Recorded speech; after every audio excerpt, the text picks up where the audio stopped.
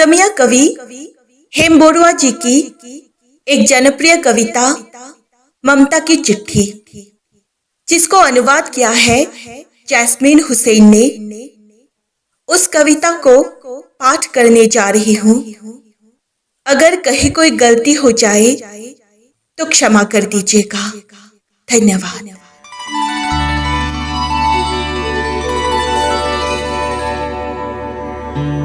प्रियवर, देखो, मोमबत्ती जलाई अभी।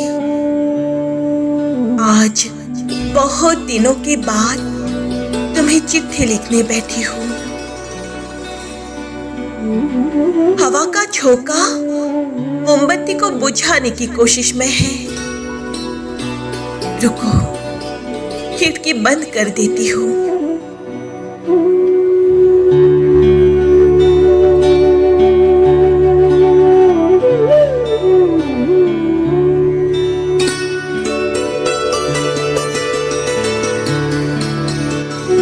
साल पहले की बात तुम्हें याद है? हम दोनों ने नए जीवन की शुरुआत की थी। मेरे तन बदन में एक अनजाना नशा घुल गया था। उस दिन कोहरे से लिपटी हुई कार्तिक महीने की कोमल सुबह थी।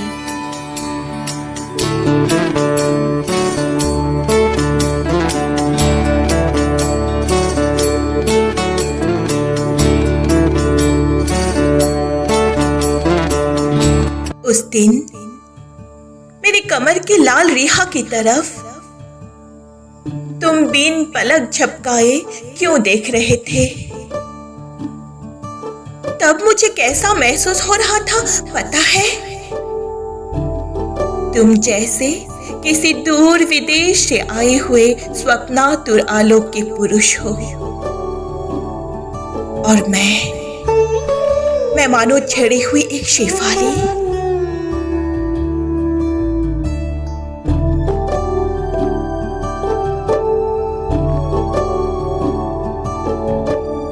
उस दिन मेरे मन सागर में अनगिनत लहरों की कपकपी हुई थी।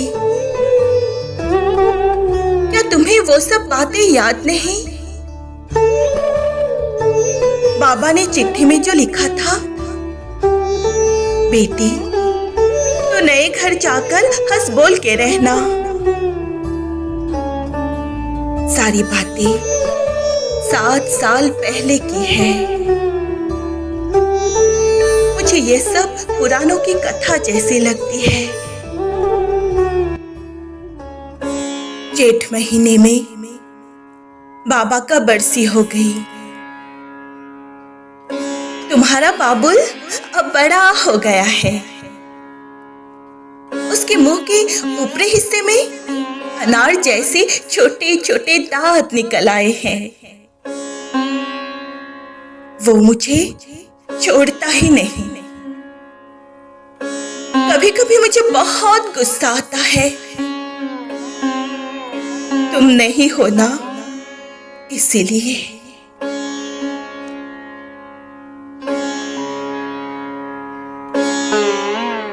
पता नहीं वो मेरे पहने हुए सफेद कपड़ों को इस तरह क्यों ताकता रहता है।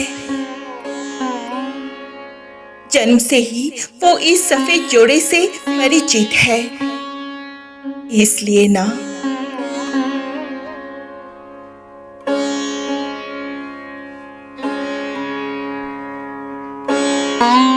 बाबुल अब बड़ा हो गया है।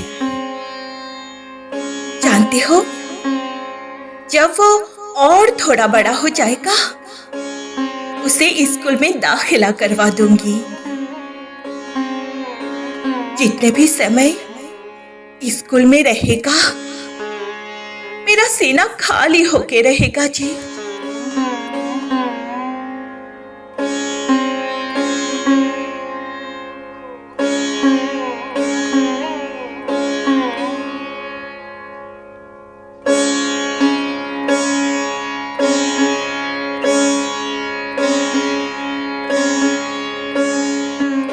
लिखूं, विशेष कुछ नहीं है। मेरी कसम, जिस दिन तुम लौट कर आओगे मुझे पहले ही सूचना दे कर आना।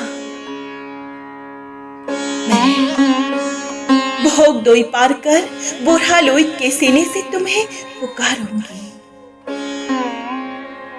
तुम जिस दिन लौट के आओगे मुझे पहले ही बता देना। हाँ, प्यार लेना, तुम्हारी ममता।